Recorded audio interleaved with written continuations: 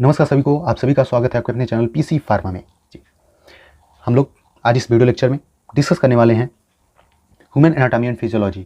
जी हाँ, उसका सिलेबस नहीं प्रॉपरली, उसके most important question and answer. ठीक है, तो श्योर रहिए क्या इस डिस्कस होने वाला है इस वीडियो लेक्चर में। ओके ब्रदर, तो चलिए अंत तक बने रहिए। और ये फर्स्ट वीडियो लेक्चर होगा HAP का, long type important question and answer का, और इसके बाद 2-3 और पार्ट होंगे और ये प्रॉपर खत्म हो जाएगा वीडियो लेक्चर। तो चलिए, आप लोग, आशा करता हूँ आप लोग मस्त होंगे, ज़बरदस्त होंगे, अपने अपने कामों में व्यस्त होंगे। लेकिन हाँ भैया, बड़ी देर से ही AKTU ने याद किया कि आप लोग के पेपर को भी पूरा करवा ही दिया जाए। तो चलिए पूरा करिए, और हो सकता है आपने पूरी स्टडी कर ली हो, तैयारी आपकी पूरी हो गई हो। अगर हो गई है तो बहुत अच्छी बात है, नहीं हुई है तो चलिए गलतियों को सुधारते हैं और स्टडी शुरू करते हैं पीसी फार्मा चैनल के साथ। ठीक है भैया, चलिए देखते हैं तो क्या है मैटर। तो इसमें देखिए एक चीज़ है कि मैं क्वेश्चन जो सेट किया हूँ ये आपको डिस्कस कराऊंगा, और प्रॉपरली थोड़ा सा इसको एक समरी टाइप का वन व्यू वीडियो लेक्चर में एकदम दिखाऊंगा आपको क्या कैसे चीज़ें हैं, कितना लिखना है आपको, कितना लिखेंगे तो पास हो जाएंगे, कितना पर्याप्त है आपके लिए। लास्ट मोमेंट चल रहा है ना, तो डेट आ ही गया है और कंटिन्यू सेट किया उन्होंने टाइम को, एक भी दिन गैप नहीं है। तो आप भी गैप मत करिए अब, और पढ़िए, बस पढ़िए। ठीक है ना भैया, पढ़िए लिखिए, ध्यान रखिए इन चीज़ों का बस। चलिए देखते हैं पहला क्वेश्चन क्या है। यूनिट फर्स्ट में ये लॉन्ग टाइप है, इसके बाद लॉन्ग जब कवर हो जाएगा 2-3 वीडियो लेक्चर में, तो हम शॉर्ट क्वेश्चन भी डिस्कस कर लेंगे। देखिए क्वेश्चन 1 में क्या है, draw a well labelled diagram of cell and mitochondria. ठीक है, एक अच्छा सा क्लीन कोशिका का स्ट्रक्चर बनाना है और माइटोकॉन्ड्रिया का आपको डायग्राम बनाना है, उसके बारे में एक्सप्लेन भी कर देना है। अगर बड़े क्वेश्चन में आता है जैसे 10 नंबर 7 नंबर किस हिसाब से है, तो उस हिसाब से आप एक्सप्लेन भी कर देंगे, उसके आर्गन्स के बारे में थोड़ा थोड़ा बता भी देंगे। ठीक है, दूसरा क्वेश्चन रहेगा, explain the transport mechanism across plasma membrane. अच्छा, ये पहले यूनिट का ही है। सेल के जो ट्रांसपोर्ट मेम्ब्रेन जो होता है, अभी स्ट्रक्चर हम लोग पढ़ लेंगे, डिस्कस कर लेंगे। तो मेम्ब्रेन जो होता है आप पढ़े हुए हैं, वैसे भी आपको क्लियर है, मुझे पता है। तो वो मेम्ब्रेन से सेल के कैसे चीज़ें पास आउट होती हैं। जैसे हम कुछ भी खाते हैं तो बोलते हैं ना पच गया, है ना, ब्लड में चला गया, एब्जॉर्ब हो गया। तो ये आखिर कैसे होता है उसको हम लोग पढ़ेंगे इसमें, इस क्वेश्चन में। और करके इसी को पूछ सकता है, right about the structure and function of plasma membrane. ठीक है, प्लाज्मा मेम्ब्रेन की आपको स्ट्रक्चर और फंक्शन बताना है। ओके, तीसरा क्वेश्चन है, define cell division. Cell division क्या है, कोशिका का विभाजन क्या है, और इसी को बताना है। Discuss about the somatic mitosis, इसी को बोलते हैं, और meiosis, cell division in detail. अच्छा, सेल डिवीजन बताना है कि आखिर कोशिका विभाजन होता क्या है, और उसी को फिर बताना है कि उसमें 2 टाइप के सेल डिवीजन होते हैं, मिटोसिस और मियोसिस, जिसका सोमैटिक भी बोलते हैं मिटोसिस को, और मियोसिस अलग होता है। तो ये दोनों को डिस्कस करना है प्रॉपरली। फिर चौथा है, define tissue, classify it and describe also. आपको टिश्यू को डिफाइन करना है और उसको क्लासिफिकेशन बताना है। मेनली 4 प्रकार की होती है टिश्यू, आप पढ़े भी हैं, और उसी को थोड़ा सा डिस्क्राइब कर देना है। अगर ये 7 नंबर और 10 नंबर में क्वेश्चन आते हैं तो आपको पूरा एकदम पर्याप्त रहेगा ये वीडियो लेक्चर आपके लिए, और बता रहा हूँ ना, एकदम क्लियर कट हो जाएगा चीज़ें। ठीक है, तो चलिए देखते हैं प्रॉपर एक एक क्वेश्चन को। जी, तो पहले में हम लोग डायग्राम बनाएंगे और उसको समझेंगे। और हाँ, पेपर में एक कन्फ्यूज़न आप लोग को ये रहेगा ज़रूर कि जो डायग्राम है ये हमें कैसे बनाना है, पेन से बनाना है या फिर पेंसिल से। आप देखिए, अगर आप थोड़े से कच्चे खिलाड़ी हैं डायग्राम वगैरह बनाने में, तो आप पेंसिल से बनाइए, उसके बाद पेन से उसको क्या करिए, फिर से स्केच आउट कर दीजिए उसको। ठीक है ना, फिर से उसे राइटिंग क्या कहते हैं, ओवर राइटिंग बोलते हैं, हो जाता है, लेकिन ऐसा कुछ नहीं है। आप बना के और पेन से उसे थोड़ा थोड़ा लाइनिंग को पूरा प्रॉपर दिखा देंगे। उससे होता क्या है ना, मेन मैटर क्या है, समझो बात को, जो आपकी कॉपी होती है वो PDF फॉर्म में हर एक टीचर को भेज जाती है, उनको ID पासवर्ड मिलती है और वो चेक करते हैं ऑनलाइन, और फिर एक सबमिट होता है तो AKTU जारी करता है। तो जब PDF बनाया जाएगा तो पेंसिल का प्रॉपर आएगा नहीं फ़ोटो में, है ना। जब स्कैनिंग करते हैं वो लोग यूनिवर्सिटी वाले और PDF बना भेजते हैं, तो वो दिक्कत हो सकती है, आपकी डायग्राम दिखे ना, हो सकता है। तो इसलिए पेन से फिर से उसे आप बना देंगे। ठीक है ना भैया, तो ये बात हो रही है, तो इसलिए पेन से ही बनाएं। अगर पेन से बना पा रहे हैं नहीं तो पेंसिल से बना के और पेन से दोहरा दीजिए। ठीक है, चलिए तो देखते हैं पहला क्या है, सेल के बारे में बताते हैं। तो आप थोड़ा सा सेल के बारे में लिख भी देंगे और उसके बाद उसको बना देंगे। तो देखिए यहाँ पे क्या है matter, cell is the smallest structural and functional unit of an organism. कोशिका जो होती है सबसे छोटी स्ट्रक्चरल और फंक्शनल यूनिट होती है जीव की। अब छोटी और क्या मतलब भैया, जैसे हमारा शरीर क्या है ना, देखिए जब मेल फीमेल का स्पर्म और एग मिलते हैं तो यूट्रस में आपको पता है फीटस बनता है, और फीटस से ही फिर बेबी बर्थ होता है 9 मंथ के बाद, ठीक है ना। तो एक सेल से ही तो पूरा ढेर सारा सेल बनते गए बनते गए बनते गए, और क्या हुआ, पूरा शरीर बन गया, है ना। एक सेल से पूरा बनते गया बनते गया बनते गया, ऐसे करके पूरा शरीर बन गया हम लोग का। तो वही बोल रहा है कि सबसे छोटी इकाई, है ना, स्मॉलेस्ट फंक्शनल और स्ट्रक्चरल यूनिट है, इसी के द्वारा शरीर में सबसे छोटी छोटी काम इसी के द्वारा की जाती है, या फिर ये एक ऐसा अंग है जिसकी वजह से, एक ऐसा पार्ट है शरीर का जिसकी वजह से सब छोटी बड़ी काम हो पाती हैं, ठीक है ना भैया। तो ये मैटर है, ओके, आप ये जनरली जानते हैं। तो अब इसका डायग्राम बना लेंगे हम लोग प्रॉपरली, क्या मैटर है देख लेते हैं। और आप लोग कैसा है वीडियो लेक्चर, क्या चीज़ें हैं, तेज़ पढ़ा रहा हूँ, स्लो पढ़ा रहा हूँ, अच्छा पढ़ा रहा हूँ, ख़राब पढ़ा रहा हूँ, आप बताइए, फिर हमें उस हिसाब से हम इम्प्रूव करेंगे, है ना। ओके, आपको पहले ऐसे सर्कल लूँगा, या फिर थोड़ा सा आप रेक्टेंगल से में भी बना सकते हैं। ये होता है आउटर लेयर या फिर मेम्ब्रेन, इसी को बोलते हैं, है ना, सेल मेम्ब्रेन। इसको भी आप डबल लेयर्ड कर दीजिए प्रॉपरली, क्योंकि डबल लेयर्ड ही मेम्ब्रेन होते हैं, है ना। डबल लेयर आप बना सकते हैं ऐसे करके, ठीक है। आप यहाँ पे डायग्राम में भी देख पा रहे हैं, ठीक है भाई। अब यहाँ पे एक जगह पे न्यूक्लियस बना दीजिए आप, न्यूक्लियस के अंदर भी न्यूक्लियोलस होता है ना, और उसी में अंदर क्रोमेटिन होते हैं, और इसके अंदर जो है आपको पता है डीएनए वगैरह होते हैं, और यहाँ पे क्रोमेटिन के धागे होते हैं, ओके ब्रदर। तो ये चीज़ें हो जाती हैं। फिर इसमें मेन अब 4-5 आर्गेनल्स बना देंगे सेल के अंदर। सेल के अंदर जो भी पाई जाती है चीज़ें उसे आर्गेनल्स बोलते हैं, उप अंग, है ना, अंग से छोटा उप अंग जो बोलते हैं आर्गेनल्स। तो इसके अंदर आप बना दीजिए आप ऐसे इंडोप्लाज्मिक रेटिकुलम बना दीजिए आप ऐसे करके प्रॉपर, है ना। इसमें फिर यहाँ से एक उठाइए, यहाँ पे ऐसे करके ऐसे लेके आइए, है ना। ये आप बना सकते हैं बहुत सिंपलर फॉर्म में, ठीक है। इसी में रफ और स्मूथ दो होती हैं। तो अगर रफ करना है इसको, इस पर आप राइबोसोम दिखा देंगे।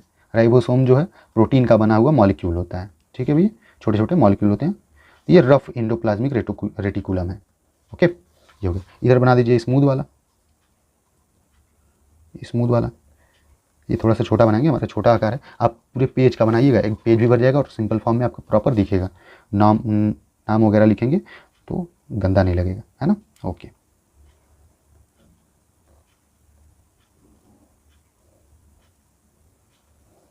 ठीक है, ये हो गया। देखिए, रफ इंडोप्लाज्मिक रेटिकुलम, न्यूक्लियस हो गया, न्यूक्लियोलस हो गया, ये क्रोमेटिन हो गया, इसके अंदर डीएनए वगैरह हो गया, और ये आपका स्मूथ इंडोप्लाज्मिक रेटिकुलम हो गया, ठीक है भाई। इसी में जगह जगह पे वैक्यूल्स होते हैं, वैक्यूल्स ऐसे छोटे छोटे, रिक्तिका जिसे हिंदी में बोलते हैं, आप जानते ही होंगे, है ना, ओके। यहीं पे एक जगह पे आप न्यूक्लियर पोर भी दिखा सकते हैं, है ना। माइटोकांड्रिया बना दीजिए, पावर हाउस ऑफ सेल, है ना, ये आप जानते हैं सब जनरल सी चीज़ें, बस छोड़ना नहीं है पेपर में भाई। ये भी डबल लेयर्ड होते हैं,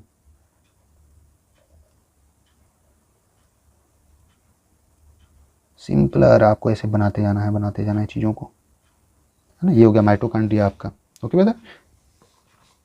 इसी में राइबोसोम बना दीजिए आप जगह जगह पे, और ढेर सारे गाल्गी बॉडीज़ बना दीजिए, या गाल्गी वेस्कल्स भी बोलते हैं उसी को, यहीं पे बना दीजिए आप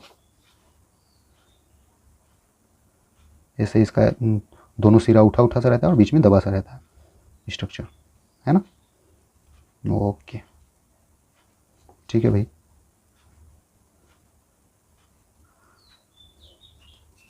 ये चीज़ हो गई। ये सब फ्लूइड दिखा दीजिए इसमें। फ्लूइड को दिखाना क्या हो तो वैसे ही पता चलेगा फ्लूइड है, ओके। इसी में फिलामेंट्स भी रहते हैं, ऐसे दिखा दीजिए आप, ठीक। बस इतनी सी चीज़ें हो गई। ये आपका सेल का स्ट्रक्चर हो गया प्रॉपर्ली, इतना सा आप बना दिए। इसी में लाइसोसोम भी आप दिखा सकते हैं। लाइसोसोम को सुसाइडल बैग बोलते हैं भैया, है ना, सुसाइडल बैग, जो फट जाता है तो पूरी चीज़ों को डैमेज कर देता है, ख़त्म कर देता है, सेल्स वगैरह को नष्ट, है ना, लाइसोसोम। तो अब नाम लिख देते हैं एक एक करके। माइटोकॉन्ड्रिया,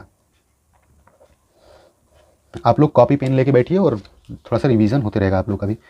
राइबोसोम, ये सोम से लिख दीजिए।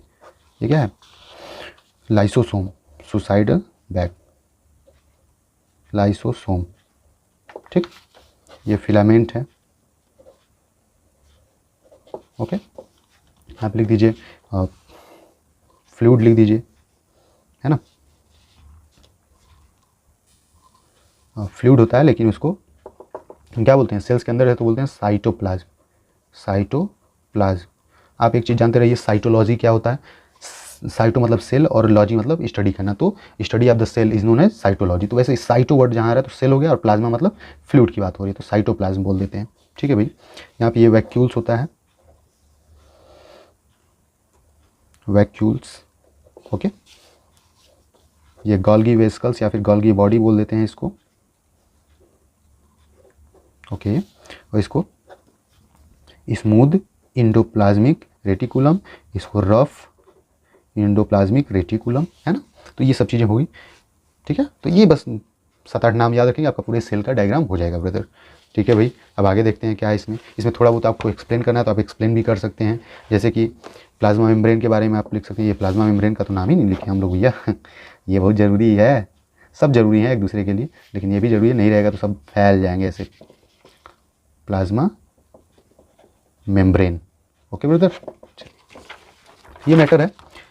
अगर ये जानते रहिए 4 क्वेश्चन था तो 4 क्वेश्चन का मान के चलिए, अगर 10-10, 15-15 मिनट लगेंगे तो 50 मिनट के लगभग ये वीडियोस होंगे, वीडियो लेक्चर। तो अंत तक आप लोग बने रहिएगा, देखते हैं क्या मैटर, है ना जी। और मैं थोड़ा थोड़ा हर एक ऑर्गेनल्स के बारे में जितना यहाँ पे लिखा हूँ मैं उसके बारे में थोड़ा थोड़ा यहाँ पे जिक्र कर देता हूँ।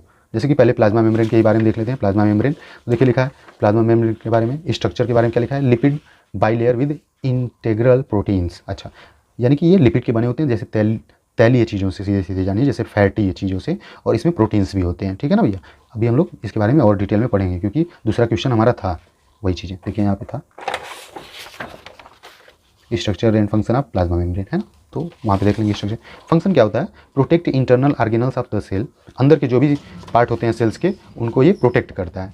Okay, regulate movement of substance in and out of the cells, कोई भी चीज़ अंदर आएगी या फिर अंदर से बाहर जाएगी, ये सब चीज़ें प्लाज्मा मेम्ब्रेन ही रेगुलेट करते हैं। बाहर की जो चीज़ें हैं, बाउंड्री, जैसे हमारे घर के बाहर बाउंड्री होती है ना, तो घर के अंदर क्या आनी चाहिए क्या जानी चाहिए, वो वहीं से डिस्कस होगा कि हाँ भैया दरवाज़ा खोलना है कि नहीं खोलना है ना। ओके, तो वैसे है, तो लिख देंगे plasma membrane is a boundary like structure of the cell, है ना, ये सब चीज़ें होती हैं जनरली।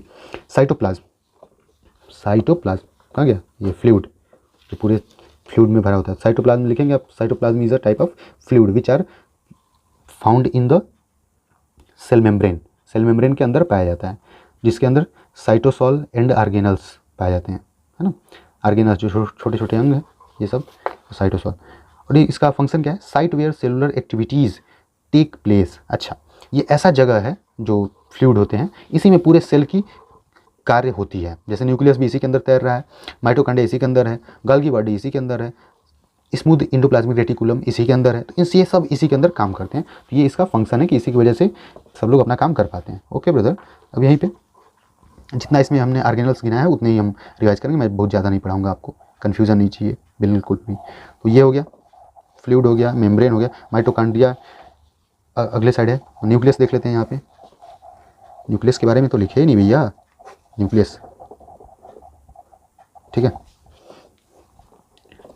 न्यूक्लियस के बारे में देखिए यहाँ पे, न्यूक्लियस का क्या है sense, nucleus, nucleus is the organelles of the cell, ऐसे सिंपली लिखिए, organelles of the cell which are found in the cell membrane, cell membrane के अंदर पाया जाता है। ठीक है, nuclear envelope with pores.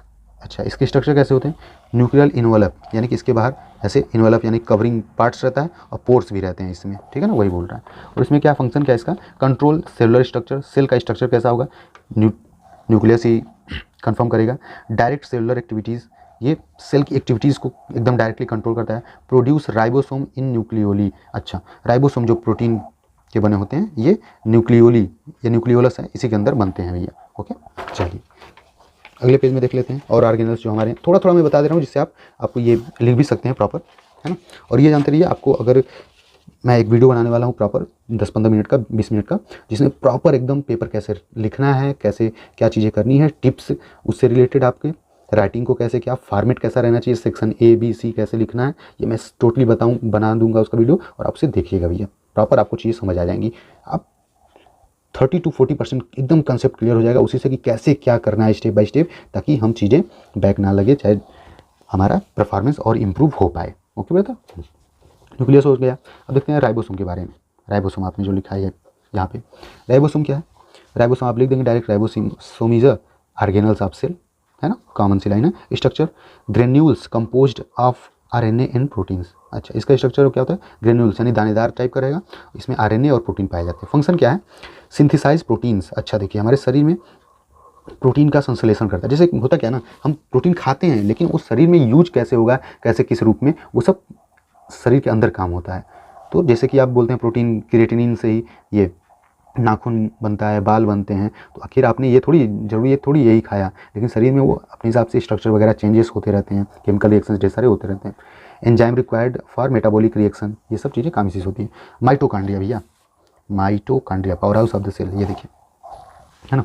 Mitochondria भी क्या लिखेंगे simply, mitochondria is a organelles of cell, it also known as the power house of the cell, है ना। ओके, स्ट्रक्चर में क्या है, डबल यूनिट मेम्ब्रेन, ये छोटा छोटा सा लिख रहा है यहाँ पे पॉइंट, तो इतना ही जान लीजिए, बहुत ज़्यादा डिटेल में लिखने की जरूरत नहीं है, और मैं टिप्स वाला वीडियो बना दूंगा कंफर्म, एकदम देख लीजिएगा उसको। डबल यूनिट मेम्ब्रेन, इसके ऊपर भी डबल मेम्ब्रेन होता है, यहाँ पे देखिए रहा स्ट्रक्चर में। ओके, और इसका फंक्शन क्या होता है, release it's stored energy for performing cellular function. अच्छा, ये रिलीज करता है, मुक्त करता है एनर्जी, ताकि सेल्स अपना काम कर पाए, जैसे कि ATP production and power house of the cell, इसे ही power house of the cell कहते हैं, और एटीपी प्रोडक्शन इसी में होता है मेनली। Okay, mitochondria. और क्या बच गया इसमें भैया, वैक्यूल्स बच गए, ये सब लाइसोसोम है। इंडोप्लाज्मिक रेटिकुलम के बारे में देख लेते हैं, है ना। तो इसको भी सिंपली लिखेंगे क्या, it is the organelles of the cell. Okay, ये सेल के क्या होते हैं, ऑर्गेनल्स होते हैं। ओके ब्रदर, चलिए अब कहाँ गया, देखते हैं इसमें क्या है मैटर, और इस यहीं पे लिख दीजिए, इट इज़ टू टाइप, है ना, रफ इंडोप्लाज्मिक रेटिकुलम और स्मूथ इंडोप्लाज्मिक रेटिकुलम। इसमें क्या है, flattened sex tubules, rough endoplasmic reticulum covered by ribosome. अच्छा, ये फ्लैटेंड होते हैं, मुड़े मुड़े से होते हैं, देखिए मुड़े मुड़े से हैं, है ना, घुमावदार होते हैं, flattened. Okay, tubule like structure होता है, और राइबोसोम पाए जाते हैं रफ इंडोप्लाज्मिक रेटिकुलम पे। ये राइबोसोम अटैच होते हैं न्यूक्लियर इन्वेलप से, ये जुड़े होते हैं डायरेक्ट, देखिए न्यूक्लियस से जुड़े हुए हैं। इन्वेलप मतलब होता है कवर, खोखा बोलते हैं ना। Smooth endoplasmic lack of ribosome, और स्मूथ इंडोप्लाज्मिक में राइबोसोम की कमी होती है, ठीक है ना, ये सब चीज़ें हैं। ओके, इनका फंक्शन देख लेते हैं। जो रफ इंडोप्लाज्मिक रेटिकुलम होता है, ये प्रोटीन का सिंथेसिस करता है, जैसे ग्लाइकोप्रोटीन और फास्फोलिपिड, ये सब चीज़ें। स्मूथ इंडोप्लाज्मिक रेटिकुलम क्या करते हैं, लिपिड एंड स्टेरॉइड हार्मोन्स का सिंथेसिस करते हैं। डिटॉक्सिफाइड ड्रग, ये ड्रग्स का डिटॉक्सिफिकेशन भी करते हैं। जैसे हम दवाइयाँ ढेर सारी खाते हैं ना, तो बोलते हैं ना दवाई हमारे लिए जहर है, ज़्यादा खाएंगे ये है वो है, आपने तमाम चीज़ें सुनी होंगी। तो ये शरीर में सब सिस्टम फिट है भैया, फिल्टर करेंगे निकालेंगे, लेकिन हाँ एक हद से ज़्यादा होगा तो ये सब फिर खराब भी हो जाता है, किडनी भी खराब हो जाती है, ये सब आप सुने हैं। Remove phosphate group from glucose 6 phosphate, release calcium ion in muscle cells. अच्छा, ये सब चीज़ें बाहर निकालने का काम करते हैं, मतलब smooth endoplasmic reticulum mainly detoxification का काम कर रहा है, खराब चीज़ों को शरीर से बाहर निकालने का काम करेगा, या फिर सेल से बाहर निकालने का काम करेगा। ओके, गोल्गी अपार्टस या फिर गोल्गी बॉडी जिसे बोलते हैं, ये देखिए, ये भी क्या लिखेंगे, it is a organelles of cell. Okay, इस membranous sacs with bulging end. अच्छा, ये मेम्ब्रेन का बना होता है, सेक मतलब होता है झिल्ली, मेम्ब्रेन का बना होता है, झिल्ली नुमा आकार होता है इसका, और विद बल्गिंग इंड, बल्गिंग मतलब फूला फूला सा, इंड इसका जो लास्ट छोर है ये रहता है बनावट में। ओके, इनका फंक्शन क्या होता है, take protein from rough endoplasmic reticulum, sorts storage package protein in vesicles and then transfer to other organelles of cell. अच्छा, ये क्या करते हैं, प्रोटीन को, ये जो रफ इंडोप्लाज्मिक रेटिकुलम ये बनाएगा, और ये राइबोसोम बनाएंगे, तो इनसे लेके ये स्टोर करने का काम करता है गल्गी बॉडीज़। ओके बेहतर, तो ये सब मैटर था प्रॉपर। लाइसोसोम के बारे में थोड़ा सा पढ़ लेते हैं, जो सुसाइडल बॉक्स होता है या बैग होता है, सुसाइडल बैग, है ना। तो देखिए लाइसोसोम, ये भी क्या लिखेंगे आप, lysosome is the organelle of cell, है ना, और इसको आप लिख भी देंगे, इट्स अदर नेम इज़ क्या होता है, सुसाइडल बैग, या is also known as suicidal bag. इसमें क्या होता है, देखिए बनावट इसकी, secretory vesicles formed from Golgi apparatus. अच्छा, वेसिकल्स की तरह होते हैं, वेसिकल्स मतलब छोटे छोटे बने रहते हैं, गाल्गी apparatus formed from Golgi apparatus. अच्छा, एक गाल्गी बॉडी से ही लाइसोसोम बनते हैं। ओके, गाल्गी बॉडी से लाइसोसोम बनते हैं। Lysosome contain digestive enzyme, lysosome में ढेर सारे एंजाइम पाए जाते हैं भैया, ढेर सारे एंजाइम पाए जाते हैं। अच्छा, इनका क्या काम है, digestion breakdown of macromolecule like carbohydrate, protein, lipid, nucleic acid, cellular debris और waste within the cell. अच्छा देखिए, यहीं पे भी बता रहे हैं क्यों सुसाइडल बैग कहा जाता है। ये डाइजेशन का काम करते हैं क्योंकि इसमें एंजाइम पाई जाती है। ओके, माइक्रो मॉलिक्यूल जैसे कि कार्बोहाइड्रेट, जो आप रोटी वगैरह चावल वगैरह खाते हैं तो उसमें से उसके केमिकल को पचाने का काम यही करते हैं। Chemical reaction, protein, lipid, nucleic acid, cellular debris. Cellular debris क्या होता है? डेब्रीज का मतलब होता है ना खराब वेस्ट चीज़ें। जैसे हमारी वेस्ट क्या है? स्टूल्स है, फिकस, लैट्रिन जिसे बोलते हैं। तो सेल्स में से भी निकलते हैं डेब्रीज, गंदे चीज़ें, मतलब इसके सेल्स जो डेथ होते रहते हैं, खत्म होते रहते हैं, इसके अंदर के ऑर्गेनल्स, इनसे कुछ ना कुछ निकलता रहता है। तो उस डेब्रीज को खत्म करने का काम ना लाइसोसोम ही करता है, लाइसोसोम। तो अगर ढेर सारे कुछ दिक्कत होगा ना, अगल बगल ज़्यादा कचरा होने लगा, ये अपने आप को ब्रस्ट कर देगा, है ना, सुसाइड कर लेगा, फट जाएगा आप। तो क्या होगा? सब अगल बगल की चीज़ें डाइजेस्ट हो जाएंगी, यानी कि ऐसा हो जाएगा कि वो शरीर से बाहर निकल सकता है, ठीक है ना। Waste within the cell, ये सब मैटर है पूरा प्रॉपर। तो आपने ये सब चीज़ें समझा ब्रॉदर एकदम प्रॉपरली, ठीक है ना। तो ठीक है, ये आप प्रॉपरली आप बना लेंगे, आप समझ चुके होंगे, मुझे आशा है पूरी तरीके से। और कमेंट्स जरूर करिए भैया, कैसा है, क्या चीज़ें हैं, आपको हेल्प हो रही है या नहीं हो रही है। अब इसी में क्वेश्चन में क्या एक और चीज़ें थी, उसको भी थोड़ा सा समझ लेंगे, समय लगेगा। माइटोकॉन्ड्रिया के बारे में, इसका भी आपका डायग्राम आ जाता है, एक दो बार प्रैक्टिस करेंगे आप बना लेंगे, बहुत आसान है। इसमें ऐसा तो है नहीं कि हम लोग को कलर वगैरह करना है, ये सब चीज़ें ध्यान देना है ना, तो बहुत आसान है। माइटोकॉन्ड्रिया देख लेते हैं जी। माइटोकॉन्ड्रिया देखते हैं भैया।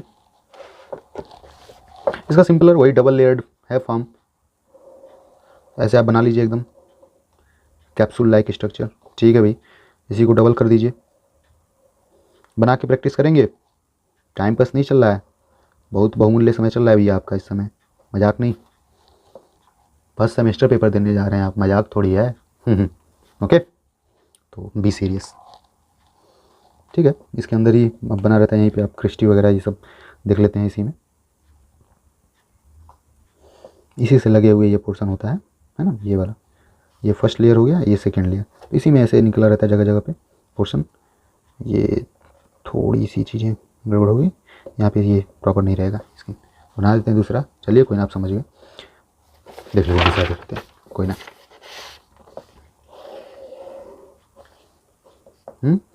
यहाँ पे चीज़ें आके ऐसे उठी रहेंगी, फिंगर लाइक स्ट्रक्चर रहता है।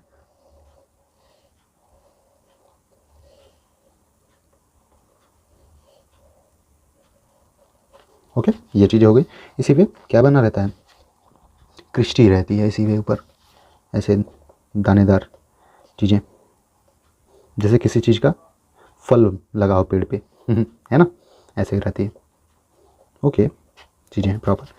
इसमें जगह जगह पे ग्रेन्यूल्स फैले रहते हैं, छोटे छोटे, और पूरा फ्लूइड तो रहेगा ही भैया, फ्लूइड है ना। ये सब चीज़ें बहुत गंदा नहीं करना है स्ट्रक्चर को। ओके, चीज़ें समझ आनी चाहिए, बस नाम लिख देंगे। ये क्या हो जाएगा?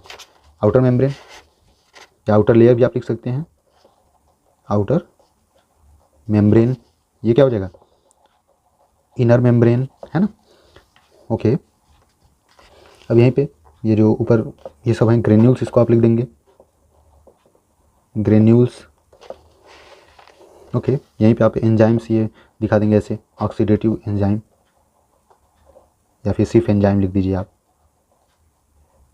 ओके, और कुछ नाम एक आध तो कम पड़ रहा है आपको लग रहा है, तो फ्लूइड लिख दीजिए ऐसे मेंशन करके, क्योंकि फ्लूइड तो भरा ही रहेगा ना। अब ये जो ऊपर ऊपर से ये चीज़ें हैं, इसका क्रिस्टी आप लिख देंगे, क्रिस्टी या क्रिस्टाई भी बहुत लोग बोलते हैं। बस इतना नाम हो गया, इसी ये सब मैटर है प्रॉपर। ओके, और इसके फ्लूइड को मैट्रिक्स बोलते हैं वैसे, मैट्रिक्स याद रखिए आप। ये 4-5 नाम हो गए, पूरा प्रॉपर आप लोग समझ गए। इसको बना के प्रैक्टिस करेंगे एक दो बार, कंफर्म हो जाएगा। तो थोड़ा सा इसके बारे में भी पढ़ लेते हैं जी। देखिए लिखा है, mitochondria is found in all eukaryotic cell except germinal cell and mature mammalian RBC. अच्छा, माइटोकॉन्ड्रिया सभी सेल्स में, यूकैरियोटिक सेल्स में पाए जाते हैं, जैसे कि हम लोग यूकैरियोटिक में आते हैं, ठीक है ना। प्रोकैरियोटिक में पेड़ पौधे आ जाते हैं, जर्म सेल में नहीं पाए जाते। जर्म सेल क्या होता है? जो स्पर्म होते हैं और एग महिलाओं में जो पाए जाते हैं, ओवम जिसे बोलते हैं। Mitochondria is also called power house of the cell, ठीक है। स्ट्रक्चर क्या है? The structure of the mitochondria is round to oval. अच्छा, ये गोलाकार होता है। Mitochondria is double membrane bound organelles. अच्छा, माइटोकॉन्ड्रिया जो है डबल लेयर बना होता है। ओके, अभी देखा आपने स्ट्रक्चर। आउटर मेम्ब्रेन के बारे में क्या होता है? It is smooth, the outer membrane is permeable to the small molecule. अच्छा, ये परमिएबल नेचर का होता है। परमिएबल मतलब छिद्रयुक्त होता है, अंदर बाहर चीज़ें थोड़े से मॉलिक्यूल जा सकते हैं इसमें अंदर। अभी हम लोग सेल ट्रांसपोर्ट पढ़ेंगे जब, तो उसमें प्रॉपर आपको ट्रांसपोर्टेशन समझ आ जाएगा। वैसे भी आप पढ़ चुके होंगे, हम रिवीजन कर रहे हैं। आउटर मेम्ब्रेन में ये सब चीज़ें, outer membrane have pore consisting of the porin protein, अच्छा प्रोटीन्स के बने होते हैं, पोर होते हैं इसमें।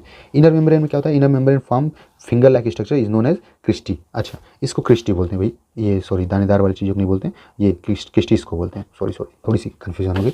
Both membrane consist of lipid and protein, अच्छा सभी दोनों मेम्ब्रेन में प्रोटीन और लिपिड पाया ही जाता है।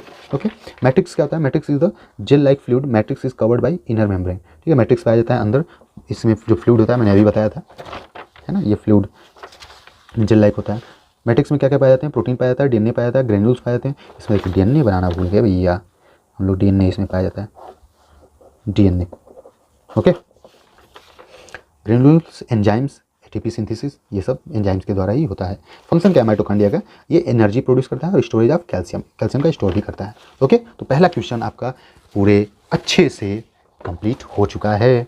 अब देखते हैं दूसरा क्वेश्चन, स्वाहा यहाँ पे कुछ ऐसा नहीं चल रहा है, लेकिन हाँ एकदम पूजा पाठ में जैसे लगन से करते हैं ना भैया, पूजा वूजा, वैसे ही आप लोग एकदम बढ़िया से करिए तैयारी को। बिल्कुल नहीं चाहिए कि फर्स्ट सेमेस्टर में फेल हो गए, इतना समय मिला है भाई, है ना, तो दिक्कत तो हुई है बहुत, मैं समझ रहा हूँ, लेट हुआ है इतना तमाम, एकदम लगता है कि क्या चल रहा है ज़िंदगी में, बोरियत हो जाता है, कुछ समझ ही नहीं आता कि कहाँ एडमिशन ले लिए, कौन सी यूनिवर्सिटी है भाई, फालतू होता है, मैं समझ रहा हूँ सब बात, लेकिन क्या कर सकते हो, अब मौका मिला है तो एकदम मौके पर चौका मारना है तो मारना है। दूसरा क्वेश्चन देख लेते हैं फटाफट, explain the transport mechanism across plasma membrane, बहुत सिंपल सा कंसेप्ट है इसका, एकदम समझ लेते हैं, है ना, ओके। और दूसरा क्वेश्चन इसी में रहेगा, right about the structure and function of plasma membrane. तो पहले हम ट्रांसपोर्टेशन का समझ लेते हैं सिस्टम, मतलब ट्रांसपोर्ट का मतलब होता है परिवहन, ले जाना, ले आना, है ना। तो सेल मेम्ब्रेन का स्ट्रक्चर अभी यहाँ पे पढ़ेंगे प्रॉपर्ली, लेकिन फिलहाल यहाँ पे बना ही लेते हैं पहले ही, क्या करना है, दिक्कत क्या है, देखिए ऐसे ऐसे पहले आपको गोली बनाना सीखना है, क्या गोली बनाना, हाँ हाँ गोली। अब सोच रहे होगा 80,000 90,000 60,000 दे के हम लोग गोली बनाना सीखने आए, नहीं भाई, लेकिन जो बचपन से पढ़ते आए उनका सबका उपयोग होता है ना। तो देखते हैं क्या है आगे, इसी में ऐसा ही स्ट्रक्चर होता है हमारे सेल मेम्ब्रेन का, कोशिका झिल्ली जिसे बोलते हैं हिंदी में, ऐसे प्रॉपर बना के आना है, ऐसे ही मजाक नहीं चल रहा है, यही है, गोला बनाना है, फिर डंडा बनाना है, पुलिस का डंडा, ये सब सब सीखे हुए हैं आप, सीधा सीधा भी बना सकते हैं आप, कोई दिक्कत नहीं है।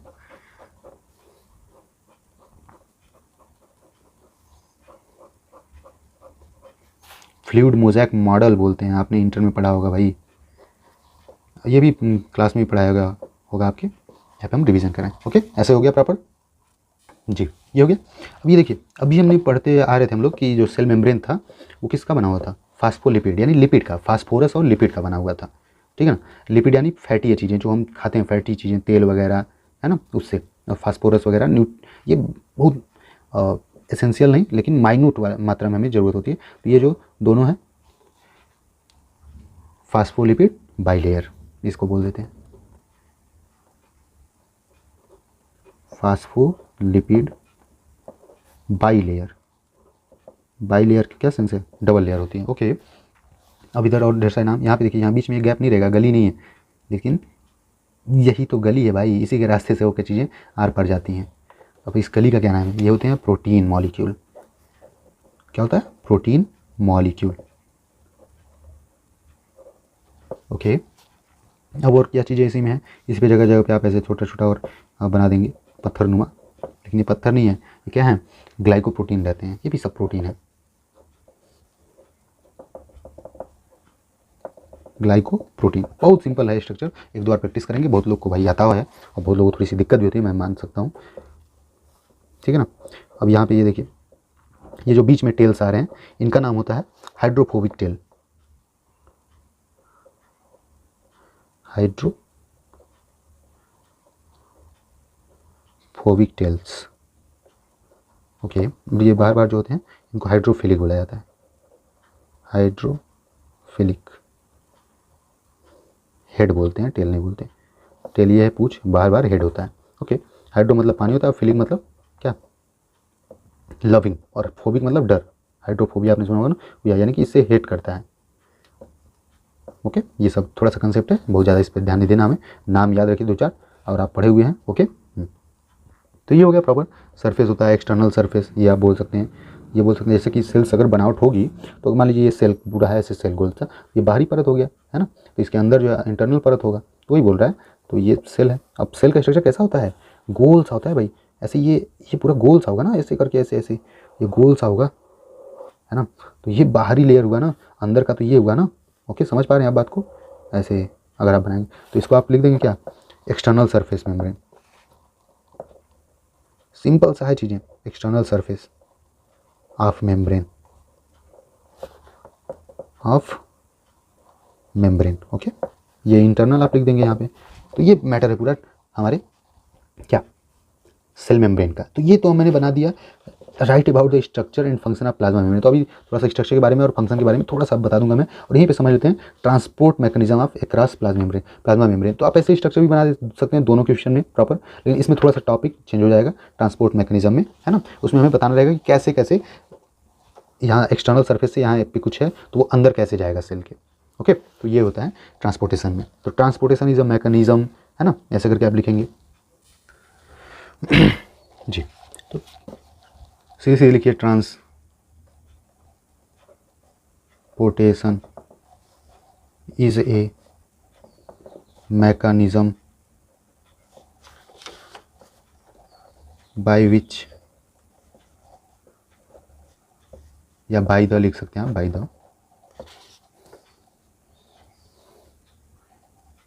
by the process is performed of carrying the substance or molecule, substance और मॉलिक्यूल। थोड़ा सा सॉरी, मैं बैठा जहाँ पे हूँ तो वो थोड़ा सा हिल रहा है जिस पे मैंने ये रखा है पूरा पढ़ने की चीज़ें, तो थोड़ी सी राइटिंग मेरी डिस्टर्ब हो पा रही है, कोई ना, आप समझ पा रहे हैं मैटर को, ठीक है ना। तो ये पूरा ले जाने और ले आने का मैटर है ना, एग्जिट एंड इंट्रेंस का। जी, अब इसमें क्या आता है, इट इज़ मेनली 2 टाइप आप लिख सकते हैं, या इट इंक्लूड मैनी मैकेनिज्म, या फिर मैनी टाइप्स, या फिर दिस मैकेनिज्म। अच्छा हाँ, मैं एक चीज़ बता दूं आपको, अगर पेपर में जैसे कभी गलत भी होता है ना, आपको लगता है कि काटना है, तो अगर या तो काटिए ही मत कि हाँ भैया गलत हो गया, या तो काटना तो बस एक बार ऐसे लाइनिंग करेंगे आप, उसको बार बार गोजिएगा मत, गोजने से आपका चीज़ें कॉपी एकदम ख़राब हो जाएंगी। This mechanisms involve many process, कई प्रक्रिया में होती है, ठीक है, अलग अलग कंडीशन में अलग अलग चीज़ें अप्लाई होती हैं। तो जैसे 2 चीज़ों को मेनली आप समझ चुके होंगे, या फिर नहीं समझे तो हम समझ लेते हैं। 2 टाइप क्या क्या है भैया देख लेते हैं। एक होता है पैसिव डिफ्यूजन, या इसी को ट्रांसपोर्टेशन आप लिख देंगे, डिफ्यूजन, है ना, या फिर इसी को ट्रांसपोर्टेशन बोल देंगे, पैसिव ट्रांसपोर्टेशन, ठीक है। और एक होता है एक्टिव, वही सेम चीज़ है, डिफ्यूजन या फिर ट्रांसपोर्टेशन। अब पैसिव में क्या होता है ना, सिंपल सी बात है, passive diffusion is a process which occurs which performed by the cell membrane in which the substance transfer higher concentration to lower concentration। ठीक है, ये चीज़ें आप लिख के भी सुन के भी लिख सकते हैं, रफिंग करिए आप, है ना। तो इसमें हायर कंसंट्रेशन, सीधी सीधी बात है, हाई कंसंट्रेशन से लोअर कंसंट्रेशन, आप ये सब चीज़ें पढ़ चुके हैं, सिंपल सी चीज़ें हैं। हाई कंसंट्रेशन से लोअर कंसंट्रेशन की तरह मूव आउट होता है या फिर ट्रांसफ़र होती हैं चीज़ें। ओके, जैसे अगर सेल मेम्ब्रेन यहाँ पे बना दें हम, यहाँ पे ढेर सारी चीज़ें हैं, अगर ढेर सारी ज़्यादा मात्रा में है, और ये ऐसे चीज़ें हैं, यहाँ पे कम है, जैसे 1-2, तो ये जाहिर सी बात है यहाँ से इस तरफ मूव करेगा। और इसमें एक कंडीशन ये भी होती है, in this process energy are not required, जैसे ATP जो है ज़रूरत नहीं होती है हमें इसमें, ताकि क्योंकि इसमें आराम से स्मूथ काम हो रहा है। आपको ढलान से नीचे की तरफ अगर जाना है यहाँ से ऐसे ऐसे, तो ऐसे आप आराम से चले जाएंगे ना, ऐसे चीज़ें, ठीक है ना। लेकिन यही अगर ऐसे रहे तो आप अब तो आप नहीं जा पा रहे हैं इधर ऊंचाई की तरफ, तो आपको एनर्जी लगेगी। तो ये सेम बोल रहा है कि पैसिव डिफ्यूजन या फिर पैसिव ट्रांसपोर्टेशन की कंडीशन में हमें एनर्जी की रिक्वायरमेंट नहीं होती है। इन दिस प्रोसेस या in this transportation mechanism the energy are not required for performing it. अब आते हैं एक्टिव वाले में। तो एक्टिव वाले में क्या मैटर रहेगा भैया, वही चीज़ें हैं। ये भी it is a type of transportation, cell transportation या फिर मेम्ब्रेन ट्रांसपोर्टेशन, है ना, क्रॉस प्लाज्मा मेम्ब्रेन, ठीक है। In which the substance are transferred, क्या है, सेम अपोजिट चीज़ें हैं, lower to higher concentration, okay, concentration, ठीक है ना। यहाँ पे बॉक्स बनाइए एक, ऐसे आप बना के दिखा भी दीजिएगा पेपर में, क्या रहेगा, यहाँ लोअर बना दीजिएगा ऐसे, यानी कि लोअर कंसंट्रेशन, यानी कि यहाँ पे चीज़ों मात्रा कम है किसी भी सब्सटेंस की और यहाँ पे अधिक है। तो अब क्या होगा भैया, किसी घर में बहुत ढेर सारी चीज़ें भरी पड़ी हैं, है ना, और एक जगह पे दरवाज़ा है, अब वहाँ से आपको घुसना है तो क्या होगा, बहुत ज़्यादा प्रेशर लगा के घुसना पड़ेगा। और प्रेशर के लिए क्या होना चाहिए, आपके पास एनर्जी भी होनी चाहिए। यहाँ से जब इधर जाती है ना, तो इसमें एनर्जी की रिक्वायरमेंट होती है, यानी कि in this mechanism of the plasma membrane transportation energy are required. Okay brother, तो ये पूरा मैटर है। ओके, ठीक है। तो आपने ये क्वेश्चन समझ लिया। तो दो मेथड आप लिखिए बस मेनली, और काम बन जाएगा आपका प्रॉपर, एक्टिव और पैसिव ट्रांसपोर्टेशन। अब ऐसे डायग्राम बनाइए मस्त, हायर टू लोअर और लोअर टू हायर, है ना। एक्टिव का मतलब ये है कि जो एक्टिव रहेगा उसे, एक्टिव का मतलब है उसके पास एनर्जी ढेर सारी है, उसको एनर्जी वाला काम भी करना पड़ेगा तो कर सकता है। और पैसिव मतलब वो पस्त है, लस्त पस्त बोलते हैं ना, तो उसको एनर्जी की नहीं ज़रूरत है, वो धीरे धीरे उसको कोई आसान सा काम दे दो, तो वो मैटर है चीज़ें, आप समझ सकते हैं प्रॉपर, है ना। ओके, अब यहीं पे थोड़ा सा structure and function of plasma membrane को हम समझ लेंगे भैया। तो आपने स्ट्रक्चर समझ लिया, फास्फोलिपिड लेयर होता है, एक्सटर्नल सरफेस होता है, हाइड्रोफिलिक हेड होता है और हाइड्रोफोबिक जो है टेल्स होते हैं। प्रोटीन मॉलिक्यूल्स पाए जाते हैं ये बीच में, यही ट्रांसपोर्टेशन करते हैं, यहाँ से लेके चीज़ों को ऐसे ऐसे ऐसे यहाँ पे लेके आएंगे मूव आउट कराते हुए। तो इसमें भी अलग अलग कंडीशन है, आप और सेकेंड सेमेस्टर और थर्ड सेमेस्टर में जाएंगे तो और इसको विस्तार से हम लोग पढ़ेंगे एक्सप्लेनेशन के साथ। ग्लाइकोप्रोटीन पाए जाते हैं, है ना, ये सब चीज़ें, तो इसके बारे में थोड़ा सा देख लेंगे। 7 नंबर में पूछ देता है तो थोड़ा लिखना पड़ेगा ना भैया। तो देखिए, cell membrane is also known as plasma membrane, इसको प्लाज्मा मेम्ब्रेन के नाम से जाना जाता है। Cell membrane enclose the cell, अच्छा ये सेल को बंद रखता है, ठीक है, बाहर से होता है पूरा, आपने देखा इस सेल का structure. Cell membrane is the outermost layer of the cell, ये सबसे बाहरी परत होता है सेल का। Structure of the cell membrane, structure कैसा होता है इसका, वही डबल लेयर होता है ना, डबल मेम्ब्रेन फास्फोलिपिड का बना होता है। सेल मेम्ब्रेन कंटेन्स, इसके सेल मेम्ब्रेन में क्या क्या पाए जाते हैं या क्या किन किन चीज़ों से मिलकर बना होता है केमिकली, तो लिपिड, प्रोटीन, कार्बोहाइड्रेट। लिपिड होता है यानी फैटी चीज़ें 47% होती हैं, प्रोटीन 50% होता है, कार्बोहाइड्रेट 3%। अब देखिए लिपिड का क्या सोर्स है, जैसे कि आप तेल वगैरह खाते हैं, मीट मछली बहुत लोग खाते हैं भैया उसके लिए, है ना, और ये सब चीज़ें हैं, बादाम, काजू, ओके, ये सब चीज़ें हैं। और प्रोटीन में क्या है, दूध में भी लिपिड पाया जाता है ऐसी, ठीक है ना। प्रोटीन में क्या है भैया, दाल वगैरह सब चीज़ें प्रोटीन के सोर्सेस हैं। कार्बोहाइड्रेट, रोटी चावल, है ना, तो इन्हीं तीनों चीज़ों, चारों चीज़ों से मिलकर बना है। देखो शरीर में कुछ भी बनेगा ना, जो आप खाते पीते हैं उसी से बनेगा, ऐसा थोड़ी है कि बालू, गिट्टी, सीमेंट, ईंट से बन रहा है। जो खा पी रहे हैं उसी के अलग अलग फॉर्म में केमिकल चेंजेस होते हैं शरीर में। आप आगे और बायोकेमिस्ट्री पढ़ेंगे सेकंड सेमेस्टर में, ये सब चीज़ें पढ़ेंगे तो और अच्छे से आप केमिकल के बारे में शरीर के जान पाएंगे, ठीक है। तो यहाँ पे जनरली हम जान रहे हैं, तो शरीर में जो भी हम खाते पीते हैं उसी से बनता है। ओके, नेक्स्ट पेज में और देखते हैं। लिपिड जैसे 47% है, तो उसमें फास्फोलिपिड और कोलेस्ट्रॉल पाया जाता है, तो कम मात्रा में, यानी कि कुछ भी जब लिमिट में रहे तो हमारे शरीर के लिए बहुत फायदेमंद है, क्योंकि ये नहीं रहेगा तो हमारा सेल मेम्ब्रेन नहीं बनेगा, सेल का ग्रोथ नहीं होगा, ठीक है ना। ओके, फास्फोलिपिड है, ये सब चीज़ें हैं। देखिए यहाँ पे cholesterol, it is the type of lipid which lie between the phospholipid. अच्छा, ये एक तरीके का लिपिड ही होता है, जो कि इसे हम फास्फोलिपिड भी बोल सकते हैं। प्रोटीन 50% जो पाया जाता है। Protein are of 2 types, integral और पेरिफेरल, है ना। इंटेग्रल जो होता है intrinsic transmembrane protein, intrinsic extrinsic. Intrinsic मतलब अंदर की तरफ जो प्रोटीन रहते हैं, और एक्सट्रिंसिक बाहर की तरफ प्रोटीन जो रहते हैं, है ना, जो क्योंकि यहाँ पे मेम्ब्रेन में 2 लेयर आप देख रहे थे ना भैया, एक ये बाहर वाला सरफेस हो गया, तो यहाँ पे पेरिफेरल वाला, पेरिफेरल का मतलब होता है बाहरी, परिधीय, बाहर, और इंट्रिंसिक का मतलब होता है, या इंटेग्रल का मतलब होता है जो अंतर का पार्ट है ना, ये चीज़ें, ठीक है। तो ये सब चीज़ें पाई जाती हैं। थोड़ा सा जनरली आप दिमाग लगाएंगे, थोड़ा सा लिख के पढ़ेंगे, आप चीज़ें समझ आ जाएंगी आपको। कार्बोहाइड्रेट 3% पाए जाते हैं। Carbohydrate act as the identity to the cell membrane. अच्छा, ये कार्बोहाइड्रेट इज ऑफ 2 टाइप्स, ये 2 प्रकार के भी कार्बोहाइड्रेट इसमें भी पाए जाते हैं, ग्लाइकोलिपिड और ग्लाइकोप्रोटीन, ठीक है।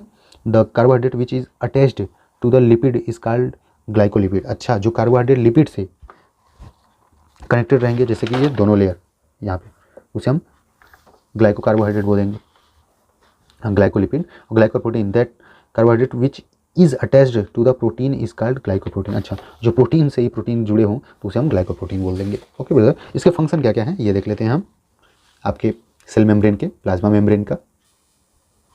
देखिए यहाँ पे क्या है matter, it protect cellular contents, ये सेलुलर कंटेंट्स को प्रोटेक्ट करते हैं। सेलुलर कंटेंट का मतलब क्या है, अंदर की जो भी चीज़ें पड़ी रहती हैं उनको ये प्रोटेक्ट करते हैं, बाहर नहीं निकलने देंगे, बाहर की चीज़ों से इन्हें दिक्कत न होने देंगे।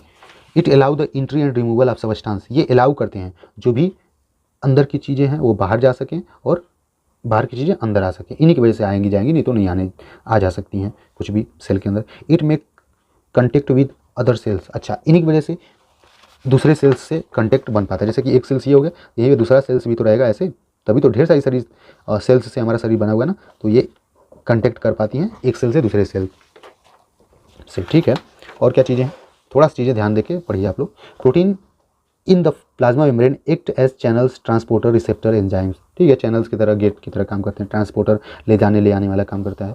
ग्लाइकोप्रोटीन गिव इम्यूनिटी रिस्पॉन्स, ठीक है, ये इम्यूनिटी रिस्पॉन्स यानी कि बीमारियों से लड़ने का भी हमें काम करता है। तो आपका ये क्वेश्चन भी कंप्लीट हो गया भैया, बड़ा क्वेश्चन था और ज़रूर आता है ये क्वेश्चन। आप पिछले वर्ष के जो भी पेपर्स हैं प्रीवियस ईयर के, मैं डिस्क्रिप्शन में लिंक दे दूंगा टेलीग्राम का, आप वहाँ पे देख सकते हैं, मैंने अपलोड किया हुआ है, इसमें ज़रूर ये क्वेश्चन पूछे हुए हैं, है ना, दोनों क्वेश्चन इंपॉर्टेंट है। अब यहाँ पे आता है तीसरा क्वेश्चन, ये छोटा सा ही है, डिफाइन सेल डिवीज़न, है ना, डिस्कस अबाउट द सोमैटिक या फिर मिटोसिस इसी को बोलते हैं, और दूसरा हो सकता है मियोसिस। सोमैटिक जिसे मिटोसिस के नाम से भी जानते हैं, और एक तरीका होता है मियोसिस सेल के अंदर, तो इनके बारे में डिटेल में हमें बताना है। और चौथा क्वेश्चन है डिफाइन टिश्यू, क्लासीफाई इट, तो पढ़ लेते हैं, दोनों में और 10-10 मिनट लगेगा, 20 मिनट और, ठीक है, कंप्लीट करते हैं इस पूरे यूनिट को भैया, फिर मिलते हैं नेक्स्ट यूनिट को देखते हुए हम लोग। जी हाँ, तो सेल डिवीज़न देखते हैं, डिफाइन करना है, 2 नंबर में पूछ सकता है और 7 नंबर 10 नंबर में पूछेगा, तो आप प्रॉपर डिफाइन करेंगे, उसके बाद प्रोसेस लिखेंगे क्या कैसे है ना। तो सेल डिवीज़न देखिए क्या होता है, सीधे सीधे तो आप समझते ही हैं, कोशिका का विभाजन, है ना। तो सेंटेंस में आप कैसे लिखेंगे, लिखेंगे cell division is the process, cell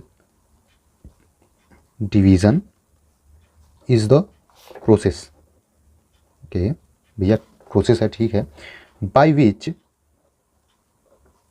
A parent cell, parent अभिभावक, गार्जियन, है ना, जैसे हम लोगों में है, पेरेंट सेल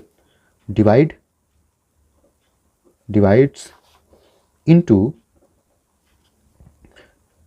2 और मोर डाटर सेल, डाटर सेल्स। अच्छा ठीक है ना भैया, तो समझ पा रहे हैं आप बात को। सेल डिवीज़न एक ऐसी प्रक्रिया है जिसमें पेरेंट सेल, एक पेरेंट सेल रहेगा जिससे डिवीज़न होकर 2 या 2 से अधिक डाटर सेल बनेंगे। अब 2 या 2 से अधिक क्यों बोल रहा है, एक जो मिटोसिस है जिसे सोमैटिक भी बोल रहा है, उसमें 2 बनती हैं, 2 डाटर सेल, और जो मियोसिस होता है उसमें 4 बनती हैं, तो इसलिए 2 या 2 से अधिक बोल दिया। तो ये हो गया डिफिनीशन। ओके, अब आते हैं हम अपने जो उसके टाइप्स हैं, कौन कौन से भैया हैं, तो डिस्कस अबाउट द सोमैटिक या फिर मिटोसिस। अब थोड़ा सा बेसिक अंतर समझिए पहले बात को, 2 तरीके क्या क्या है, अलग अलग क्यों है अलग, पूरा शरीर में तो भाई शरीर एक ही है हमारा, तो एक ही जैसा होना चाहिए ना, सेल डिवीज़न नहीं, 2 चीज़ें हैं, कुछ कंडीशनिंग है। देखिए सोमैटिक का मतलब होता है दैहिक, देह, दैहिक जो है ये सब मसल्स वगैरह ये सब जो पूरा है ये दैहिक आ जाता है, और इसी को मिटोसिस बोलते हैं। सोमैटिक सेल में जो डिवीज़न होता है उसे मिटोसिस बोलते हैं, और मियोसिस जो होता है जर्म सेल, जैसे कि स्पर्म में और एग जो महिलाओं में बनता है, ओवम जिसे बोल देते हैं आप, तो उसमें जब डिवीज़न होता है तो उसे मियोसिस सेल डिवीज़न बोलते हैं। Mitosis cell division somatic cell में होता है, और meiosis cell division germ cell, GERM, germ वो कीटाणु वाले नहीं, ये सूक्ष्म ही होते हैं जर्म, ये भी स्पर्म और एग, तो ये दोनों में अंतर है बेसिक सा, समझिए बात। ओके, मिटोसिस सोमैटिक सेल में जो दैहिक सेल्स हैं ये सब चीज़ें इसमें होता है, और मियोसिस जो है ये स्पर्म सेल और एग सेल में होता है। ओके, तो अब एक एक को समझ ले प्रॉपर, ठीक है ना भैया। देखिए हम पहले देख लेते हैं मिटोसिस के बारे में, बहुत सिंपल सी चीज़ें हैं, आप पढ़े भी हैं, थोड़ा समझ लीजिए। मिटोसिस कुछ ना समझ आए तो सिंपल सा आपको बना देना स्ट्रक्चर डायग्राम टाइप का। Mitosis is a type of cell division, it occurs in somatic cell, confirm, ये लाइन लिख देनी है। उसके बाद आता है इसमें कई फेज होते हैं, कई चरण में होता है भाई। ओके, जैसे कि इंटरफेज है, इंटरफेज, हर एक फेज़ में अलग अलग चीज़ें भी होती हैं। फिर इसी में आता है प्रोफेज़, ठीक है। इसी में आता है मेटाफेज़, अभी हम लोग डिस्कस कर लेंगे कि आखिर इन सब में हो क्या रहा है। Metaphase, okay. फिर आता है एनाफेज़, ओके। फिर आता है टीलोफेज़, आप लोग भी लिखते जाइए। फिर आता है साइटोकाइनेसिस, साइटोकाइनेसिस, ओके। यानी कि 6 फेज़, कहीं कहीं पे 5 ही फेज़ लिखता है, प्रोफेज से डायरेक्ट स्टार्ट करता है, तो आप ये स्टार्ट रखिए, याद रखिए, ओके। इसको स्ट्रक्चरली अगर दिखाया जाए तो इस तरीके से दिखाया जाता है, जैसे कि यहाँ पे एक सेल्स रहेगा, है ना। इसमें क्या पाया जाता है, न्यूक्लियस, और इसमें क्रोमेटिन वगैरह, डीएनए, आरएनए सब पाए जाएंगे। फिर प्रोफेज में कुछ इस तरीके से इसका स्ट्रक्चर हो जाता है, ये 2 भाग में बंटने लगते हैं, धीरे धीरे शुरू हो जाते हैं। तो कुछ इस टाइप से स्ट्रक्चर दिखाया जाता है कि यहाँ पे ये अलग साइड बंटने लगते हैं। यहाँ पे ये थोड़े से पाए जाते हैं ऐसे छोटे छोटे नुमा, जो जिनकी वजह से पूरा डिवीज़न हो पाता है, ओके। स्ट्रक्चर रहते हैं ऐसे। दूसरे फेज़ में भैया ये चीज़ें थोड़ी सी डिवीज़न होना, अब ये जो न्यूक्लियस है इसमें इसके लेयर में गैपिंग आना शुरू हो जाता है, क्योंकि 2 पार्ट में बंटना है ना केंद्र को, 2 सेल बनेगा तो 2 सेल में तो जाना चाहिए ना, तो ऐसे धीरे धीरे ये होने लगता है ऐसी चीज़ें, ठीक है। पहले फेज़ में क्या होता है, क्रोमोसोम जो रहते हैं वो क्रोमेटिन थ्रेड लाइक स्ट्रक्चर में बदलने लगते हैं, धागे नुमा ये सब बदलने लगते हैं। सेकंड में ये चीज़ें आ जाती हैं तो क्रोमोसोम जो है ये हमें दिखने लगता है कि अब अलग अलग जैसे हो रहा है ना, इन्वेलप भी खुल जाता है, ये जो कवर जो है न्यूक्लियस का, ओके। मेटाफेज में फिर ये चीज़ें होती हैं, तो इसमें लगभग ये 2 साइड में खींचने लगते हैं, 2 छोर की तरफ। ये अब जो ये गोल सा पोर्शन है ना, ये इस साइड में आ जाएगा और इस साइड में, और यहाँ पे जो क्रोमेटिन धागे नुमा क्रोमोसोम अब धागा नुमा हो गया है, ये कुछ इस प्रकार से हो जाता है ना। ये स्ट्रक्चर आप बना देंगे, ओके। थोड़ा बहुत याद रहे तो ठीक है, अच्छी बात है, नहीं तो ऐसे ये बना के ये नाम लिख दीजिएगा, छोड़िएगा मत, है ना। एक आध नाम इधर उधर हो जाएगा, कोई दिक्कत नहीं भाई, ठीक है ना, लेकिन लिखिएगा ज़रूर। यहाँ पे ये सब रहेंगे, क्रोमोसोम, डीएनए, आरएनए सब पाए जाते हैं भैया, तभी तो 2 सेल बनेंगे प्रॉपर, और उस सेल से फिर दूसरा सेल बनेगा। तो मेटाफेज में क्या होता है, इसमें होते हैं जो ये सब रहते हैं क्रोमोसोम, ये दोनों साइड बंटने लगते हैं धागे नुमा होके मेटाफेज में, ओके। एनाफेज में फिर क्या होता है, इसमें भी अब लगभग 2 साइड में पूरी तरीके से खींचे जाते हैं, ये सेम चीज़ें होती हैं यहाँ पे भी, यहाँ पे अलगाव होना शुरू हो जाता है एनाफेज में, ऐसे, है ना, यहाँ पे, ठीक है। ये इसमें होता ही क्या है, the chromatid of the each chromosome have separated and are moving toward the poles, ये जो पोल हैं, ध्रुव है, इस दोनों साइड की तरफ ये मूव आउट करने लगते हैं क्रोमोसोम वगैरह, ओके। टीलोफेज में क्या होता है भाई, ये कुछ इस टाइप से स्ट्रक्चर बन जाता है इसका, ओके। अब यहाँ पे इनका न्यूक्लियस इनका तैयार होने लगेगा, और इनका भी न्यूक्लियस तैयार होने लगेगा, ओके। यहाँ पे डीएनए वगैरह रहेंगे ये सब, ठीक है। अब इस फेज़ में, टीलो फेज़ में क्या होता है ना, इसमें मेनली लगभग डिवीज़न हो ही जाता है, बस अलग होना बाकी ही रहता है। इसमें जो है फ्लूइड बट जाएंगे, अलग अलग हो जाएंगे, इन्वेलप बन जाएंगे इसके न्यूक्लियस के, ठीक है ना, ये पोर्शन हो जाता है पूरा, और ये 2 साइड खींचे जाते हैं एकदम एक तरह से तरीके से प्रॉपर।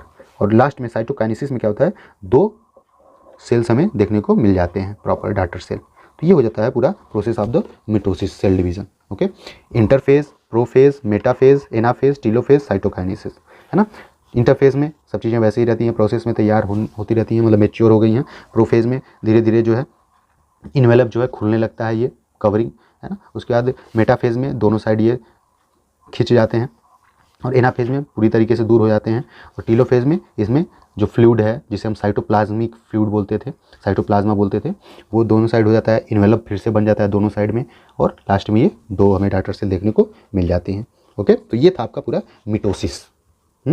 चलिए अब इसमें अगला देख लेते हैं। इसी में क्या था, मिटोसिस को ही क्या बोलते हैं, सोमैटिक सेल डिवीज़न भी बोलते हैं। तो कंफ्यूज मत होइएगा बिल्कुल भी भाई, और लिख के ही आइएगा, ओके। डिवीज़न,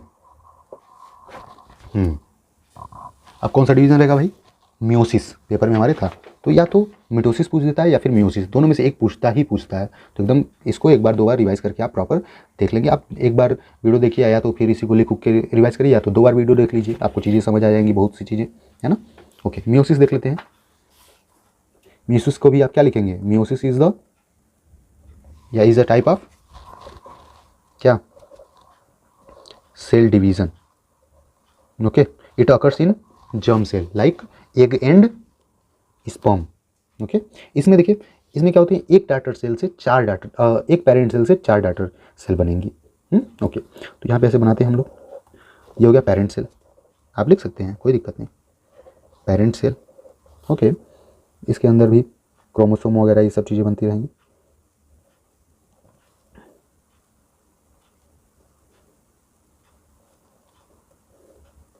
ठीक। अब इसमें क्या होता है, इसको इंटरफेज, जैसे इसमें भी क्या हो रहा है, प्रिपेयर होगा भाई, इसका भी जैसे मिटोसिस में हो रहा था।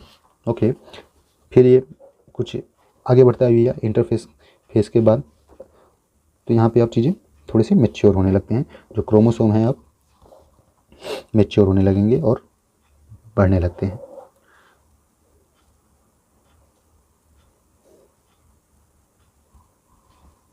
डिवीज़न ऐसे होने लगेगा, ठीक है ना, फैलने लगेंगे चारों तरफ। तो ये इसको होमोलॉगस क्रोमोसोम बोल देते हैं। होमोलॉगस नहीं भी याद रहे कोई दिक्कत नहीं है, बिल्कुल कंफ्यूज नहीं होना है, मैं बता रहा हूँ अभी चीज़ें क्या करना है। Homologous chromosome. ओके, अब यहाँ पे मियोसिस फेज़ 1 होता है, दो प्रोसेस होता है यहाँ पे, पहले 1 से 2 बनेगा, 2 से 4 बनता है ना, तो इसीलिए मियोसिस फेज़ 1 है, मियोसिस फेज़ 2 होता है, मियोसिस फेज़ फर्स्ट। और यहाँ से देखिए फेज़ 1 में ही 2 डॉटर सेल बनती है ना, 1 से ही डायरेक्ट 4 नहीं बनती, 1 से 2, 2 से 4। तो भैया इसमें क्रोमोसोम आ गए, इसमें भी क्रोमोसोम आ गए। ओके, ये हो गया पूरा। तो ये देखिए 2 डॉटर सेल आप लिख सकते हैं, या फिर डॉटर न्यूक्लियाई लिख सकते हैं आप, 2 डॉटर सेल। ओके, अब यहाँ पे क्या होगा, यहाँ से आगे होता है मियोसिस फेज़ 2, मियोसिस फेज़ 2 है ना, ये बीच में लिख दिया हमने, कोई ना, इधर समझ लेते हैं, यहीं से थोड़ा सा इधर हो जाएगा। बढ़िया से बनाइएगा आप लोग, एकदम एक पेज में पूरा प्रॉपर दिखना चाहिए एग्जामिनर को। मैंने पहले ही बता दिया क्यों पेंसिल से बनाना नहीं है, पेन से क्या करना है, क्योंकि स्कैनिंग में दिक्कत ना हो पीडीएफ बनाने में। ओके, बना दीजिए चार्ट, ठीक है भाई।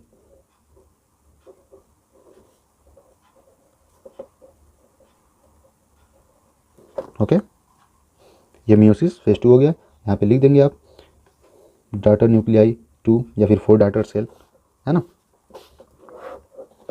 क्या हो जाएगा 4 डॉटर सेल्स। ये हो गया भैया पूरा प्रोसेस। तो आप सिंपली अगर इसको एक्सप्लेन भी करना है ना, तो आप ऐसे लिखते जाइए, firstly in the phase of interphase the cell are prepared for या फिर mature for the cell division, in the second phase phase 2 the envelope are distributed, है ना, in the cell.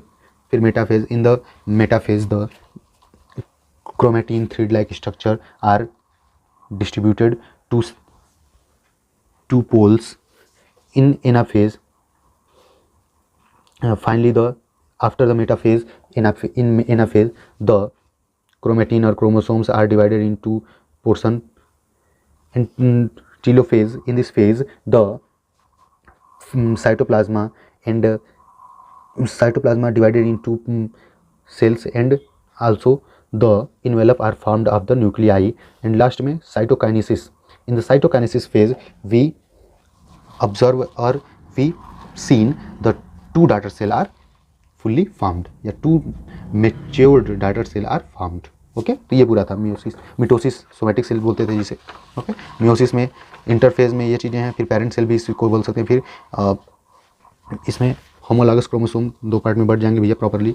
Meiosis phase first होगा, फिर meiosis phase first में 2 sales बनेंगे daughter cell, और meiosis phase second में 4 डाटर सेल बन जाएंगे। ऐसे सिंपली आप समझ लीजिए, आपने प्रॉपर पढ़ लिया है, वैसे लाइन बाय लाइन एकदम प्रॉपरली आपने पढ़ा हुआ है, लेकिन मैं जनरली आपको बता दे रहा हूँ ताकि आपको जो कन्फ्यूजन है क्लियर हो पाए। ओके, तो आपने ये सेल डिवीजन को देखा। ओके, अब एक लास्ट क्वेश्चन बचा हुआ है, उसको भी ख़त्म करते हैं, 5 मिनट लगेगा। Define tissue and classify it and describe also. बहुत छोटा सा मैं बताऊंगा इसको, ये हो सकता है आ जाए, आता नहीं है वैसे, लेकिन थोड़ा सा समझ लेंगे तो कंफर्म रहेगा, क्वेश्चन छूटना नहीं चाहिए। पहले यूनिट से क्वेश्चन आए और हम छोड़ दें फिर ये तो गलत हो जाएगी मैटर। देखिए डिफाइन टिश्यू, ये 2 नंबर में भी पूछ सकता है, वैसे पूछता नहीं है, 7 नंबर में पूछेगा। Tissue is the group of the cell having same physical characteristic size and shape and performing same specialized function. अच्छा, टिश्यू एक ग्रुप होता है सेल का जिसमें same physical character, shape, size पाया जाता है और वो सेम काम भी करते हैं। जैसे हार्ट के जो सेल्स रहेंगे ढेर सारे, तो वो मिलके तो टिश्यू बने हैं, लेकिन वो काम क्या करते हैं, पूरा हार्ट का ही काम कर रहे हैं, है ना। यहाँ पे चीज़ें हैं, यही बात हो रही है। तो आप सिंपली भी लिख सकते हैं tissue is the group of cell. Okay. अब इसमें अगर क्लासिफिकेशन की बात कर रहा था, क्लासीफाई इट, तो क्लासीफाई में मेनली 4 टाइप के ये होते हैं, ये जानते रहिए, मेनली 4 टाइप। वैसे उसके सब टाइप्स भी ढेर सारे होते हैं तो कन्फ्यूजन हो जाता है, लेकिन आप मेनली 4 टाइप्स के जानते रहिए। जैसे कि 4 टाइप्स क्या क्या हैं भैया, ऐसे प्रॉपर आप या तो ऐसे भी करके लिख सकते हैं 2 3 4, या फिर आप ऐसे भी स्केच आउट करिए और लिख सकते हैं आप 1 2 3 4, है ना। आपका फॉर्मेट सही होना चाहिए लिखने का। तो पहला लिख सकते हैं आप epithelial tissue, okay, first is one, second is one connective tissue, बहुत सिंपल सी चीज़ें हैं, बस 5 मिनट में समझ लेंगे हम लोग। मसल्स टिश्यू या मस्कुलर टिश्यू बोल सकते हैं आप, मसल टिश्यू, ओके। और एक लास्ट आता है नर्वस टिश्यू, नर्व जिसे बोलते हैं, न्यूरॉन, नर्वस टिश्यू, ओके। तो ये चारों हो गए मेनली क्लासिफिकेशन इसके टिश्यू के। तो इसमें देखिए थोड़ी थोड़ी सी बातें क्या होती हैं। जो इपिथेलियल टिश्यू होता है ना भैया, डिस्क्राइब इट भी लिखा था, तो इपिथेलियल टिश्यू इज लिखिए सीधे सीधे, it is a type of tissue, सब में ये लिखिए first line, it is a type of tissue, है ना।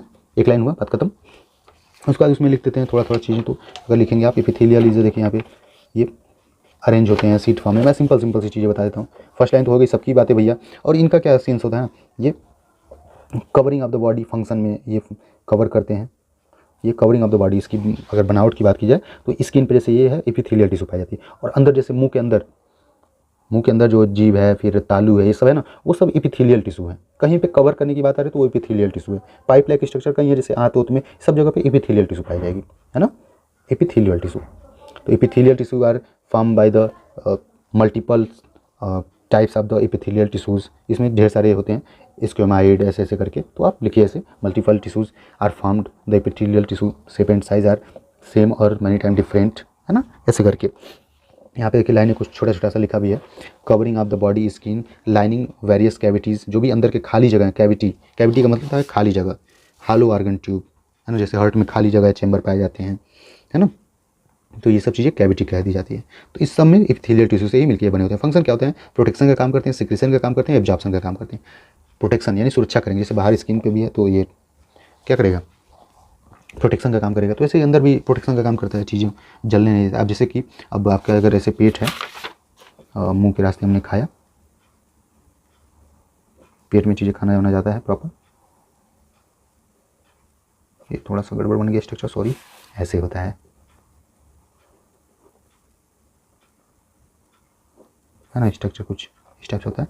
तो यहाँ अगर कुछ डैमेज हो गया, ये एपिथेलियल टिश्यू का बना हुआ है, जो हमारा आहार नाल होता है, ओइसोफेगस या फिर ईसोफेगस बोलते हैं। यहाँ पे अगर डैमेज हुआ है तो क्या होगा, खाना होना जो है यहाँ पे सड़न पैदा कर सकता है, इन्फेक्शन हो सकता है, ये सब चीज़ दिक्कत होगी, रुकते हुए जाएगा। लेकिन इसकी वजह से क्या होता है, प्रोटेक्शन हुआ रहता है। तो ये बोल रहा है सिक्रेशन भी काम करेंगे, यहाँ से लार वगैरह सिक्रेट होते रहता है ना। कनेक्टिव टिश्यू क्या आता है भैया, कनेक्ट, जोड़ना, और टिश्यू मतलब ढेर सारे सेल्स का ग्रुप रहेगा। तो वही बात है, ब्लड और बोन 2 कनेक्टिव टिश्यू हमारे बॉडी में पाए जाते हैं।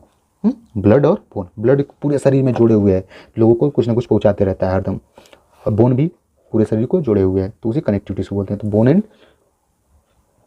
एंड ब्लड, ओके, ये चीज़ें हो गई। इसके फंक्शंस क्या होते हैं, कनेक्टिव टिश्यू को आप लिख भी सकते हैं, connective tissue it's means those type tissue are found in the body which are connected to each other, okay. तो इसमें ब्लड वगैरह हो गया। फंक्शन क्या होता है, देखिए यहाँ पे binding and structural support transport, binding जोड़ने का काम करता है, और स्ट्रक्चरल सपोर्ट यानी कि एक दूसरे को सपोर्ट देता है बनावट में, और ट्रांसपोर्टेशन एक जगह से दूसरी जगह पे चीज़ों को ले जाने में भी सपोर्ट करता है। मसल्स टिश्यू, अच्छा तीसरा लिखे थे हम लोग मसल्स टिश्यू। अब ये क्या होते हैं, skeletal muscles, smooth muscles, cardiac muscles. इसमें यदि 3 टाइप के पाए जाते हैं। स्केलेटल मसल्स जो हमारे हड्डियों के पास पाए जाते हैं, जैसे इसके ऊपर जो हमारे हड्डी के ऊपर जो मांस है, ये मांस है, इसे आइसक्रीम का भी सीज़न चल रहा है भैया, हो सकता है आपके वीडियो में इस आवाज़ आ रही हो, है ना, कोई ना। चलिए, तो स्केलेटल मसल्स हो गया। स्मूथ मसल्स जैसे कि कहाँ पाए जाते हैं? स्मूथ मसल्स जो हर जगह पे, जैसे कि हमारे मुंह में है, ये सब स्मूथ मसल्स पाए जाते हैं। कार्डियक मसल्स, ये सब स्मूथ मसल जैसे कि हमारे आंत में है ना, ये सब चीज़ें हैं। और ग्लैंड्स पे पाए जाते हैं स्मूथ मसल्स, ये सब चीज़ें होती हैं। कार्डियक मसल्स, हार्ट के मसल्स जो होते हैं उसे कार्डियक मसल्स बोल देते हैं। ओके ब्रदर, तो ये चीज़ें हैं।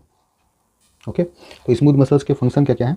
जैसे कि movement that is contraction and relaxation. अच्छा, जो स्मूथ मसल्स होते हैं ना, ये स्मूथ मसल्स कह रहे हैं, मसल्स टिश्यू जो होते हैं पूरे स्मूथ मसल्स तो इसके टाइप हैं। तो मसल्स टिश्यू जो होते हैं ये पूरे शरीर में कंट्रैक्शन और रिलैक्सेशन का काम करवाते हैं। जैसे कि हमारे शरीर के अंदर अब ये ओइसोफेगस है ना, तो ये यहाँ पे खाना जब बोलस के फॉर्म में जो आता है, लुगदी के रूप में जो बने हुए, तो ऐसे ऐसे ये पाइप नुमा ऐसे फूलते पचकते, ऐसे फूलते पचकते यहाँ पे, जैसे यहाँ फूलेगा, कभी कभी यहाँ फूलेगा, ऐसे जाते हैं। तो कंट्रैक्शन होते हैं। कंट्रैक्शन मतलब सिकुड़न और रिलैक्सेशन। जैसे कि ऐसे सिकुड़ा फिर रिलैक्स हुआ, सिकुड़ा रिलैक्स हुआ, ये मसल्स के ही काम है। जैसे कि हार्ट में भी तो यही होता है, कभी सिकुड़ेगा फिर फैलेगा, सिकुड़ेगा फैलेगा, वही धक धक होता है ना मैटर। ओके, अब यहीं पे आता है नर्व टिश्यू। नर्वस टिश्यू में क्या होता है भैया? न्यूरॉन्स, है ना, इसको भी लिखेंगे it is a type of tissue, है ना। It is a very abundant type tissues. Abundant का मतलब अनोखा टाइप का टिश्यू है भैया। इसी के द्वारा पूरे शरीर में मैसेजेस एक दूसरे से कनेक्टेड है, जा रहे हैं, आ रहे हैं। ब्रेन वगैरह सब आ जाते हैं। जैसे कि लिखा भी एग्जांपल में, brain, spinal cord, peripheral nervous system, है ना। ये तीसरे चौथे यूनिट में जो नर्वस सिस्टम है उसमें आपने पढ़ा भी होगा, और मैं भी दूसरे तीसरे वीडियो लेक्चर में इसको कवर कर दूंगा। ओके ब्रदर, तो चलिए, और ये भी इस वीडियो को ज़्यादा से ज़्यादा लोगों में शेयर करिए भैया, और कमेंट्स वगैरह करिए। थोड़ा सा अपना भी मनोबल बढ़ा रहता है कि हाँ मैं सही काम कर रहा हूँ, है ना। तभी तो पता चलेगा कि हाँ ठीक ठाक कर रहा हूँ। नहीं तो यूँ ही मैं अपने ही बना रहा हूँ, अपने ही देख रहा हूँ, अपने ही अपलोड कर रहा हूँ, फिर क्या ही मतलब निकलता है। ओके, चलिए, फंक्शंस क्या है?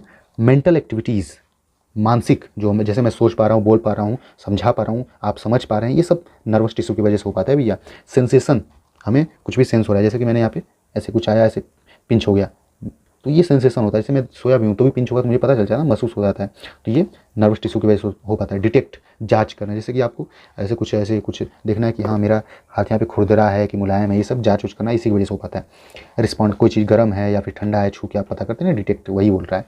Respond to change inside and outside of the body. अच्छा, इसी की वजह से शरीर के अंदर भी और कुछ बाहर भी चेंजेस हो पाते हैं। जैसे कि अंदर बोले तो जैसे कभी कभी आप देखेंगे कि आपको पेशाब बहुत ज़्यादा लगेगा। कब? जब आपको ठंडी वगैरह मौसम रहता है तो पेशाब ज़्यादा लगता है। तो ये चीज़ें होती हैं, है ना। तो ये सब नर्वस टिश्यू की वजह से कंट्रोल हो पाता है। ओके ब्रदर, आप देखेंगे बाहर जब आपको गर्मी लगेगी तो पसीना बहुत ज़्यादा होगा, तो ये सब है नर्वस टिश्यू की वजह से हो पाता है। तो आपने ये पढ़ लिया पूरा प्रॉपर, ये फर्स्ट यूनिट कंप्लीट हुआ। ये लास्ट क्वेश्चन वैसे टिश्यू का आता नहीं है कभी, थोड़ा सा मैंने पढ़ा दिया आपको समझने के लिए। ओके ब्रदर, तो चलिए, आपने ये पूरी यूनिट पढ़ ली, कैसा लगा कमेंट में बताइए।